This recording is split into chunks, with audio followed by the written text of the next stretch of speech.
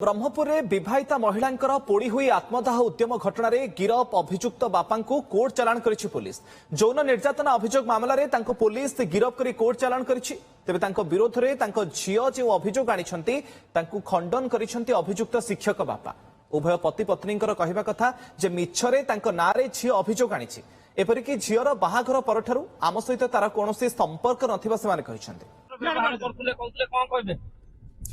एथे सत्यता बिल्कुल नहीं। उपयुक्त तदंत आसिले जना पड़ियो। ब्रह्मपुर में विवाहिता महिलांकर पोड़ी हुई आत्मदाह उद्यम घटना रे गिरफ अभियुक्त बापा को कोर्ट चालाण करिछि पुलिस।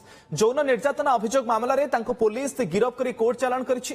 तेबे तांको विरोध रे तांको झियो जे अभियोग आनिछंती तांको खंडन करिछंती अभियुक्त शिक्षक बापा। उभय पति पत्नींकर कहवा कथा जे मिछरे तांको नारे झियो अभियोग आनिछि। एपरिकी झियोर बाहाघर परठारु आम सहित तार कोनोसी संपर्क नथिबा सेमाने कहिछंती। एथे सत्यता बिल्कुल नहीं। उपयुक्त तदंत आसिले जना पड़ियो।